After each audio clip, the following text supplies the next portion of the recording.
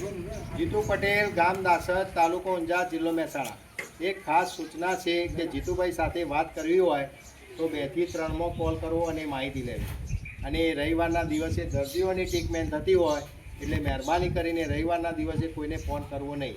આજે આ દર્દી ક્યાંથી આવ્યા, કયા ગામના છે, કેટલું રિઝલ્ટ મળ્યું આપણે પૂછીશું, બરાબર. અને આ બેનને આજે આ બે જણાની હાલ ટ્રીટમેન્ટ કરી દીધી હ. આ બંનેને આપણે પૂછીશું આપણે કેટલું રિઝલ્ટ મળ્યું ને કયા ગામથી આવ્યા. બેન, તમે કયા ગામથી આવ્યા? હું સુરતથી આવી. બરોબર. કેટલા વર્ષની તકલીફ હતી? મને 8 થી 9 વર્ષની તકલીફ હતી. બરોબર. હું 2-3 ડૉક્ટરને બતાવ્યું, પણ બધાને એમ કીધું કે ઓપરેશન કરવું જ પડશે તમારે. બરોબર.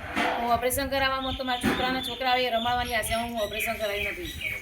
એટલે હું જીતુભાઈના વર્કશોપ ઉપર મેં જીતુભાઈનો નંબર લીધો. પછી મેં નંબર લઈને એપોઇન્ટમેન્ટ લીધી.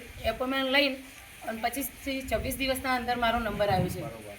હું આજે ટ્રીટમેન્ટ કરાવી તો મને 70 થી 80% ફરક લાગ્યો છે.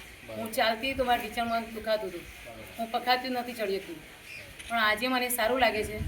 તો જીતુભાઈનો ઉપકાર મારા ઉપર તો હું સીડી ચડી શકું અને મારા છોકરા રમાડી શકું. કોઈ બી હોય તો એને આવવાની વિનંતી. તો સારું થઈ જ જાય છે 100%. એટલો એમનો આભાર છે. આ બેન હાલ સુરતથી આવ્યો છે. આ બેનના 2 પગની અંદર અહમ દુખાવો રહેતો હતો છેલ્લા 5 થી 7 વર્ષથી, અને આજે ટ્રીટમેન્ટ કરી બેનને સારામાં સારું રિઝલ્ટ મળ્યું છે. ભાઈ, કાકા, તમે કયા ગામથી આવ્યા? આણંદ વલ્લભ વિદ્યાનગર. હા ભાઈ, આણંદથી આવ્યા છીએ. તમારું આખું નામ?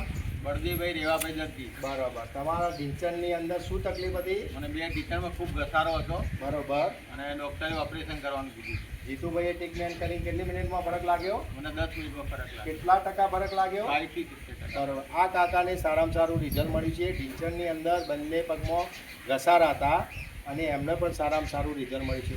આવા કોઈ પણ હોય તો જીતુ પટેલ પાસે આવજો. જય હિન્દ, જય જવાન.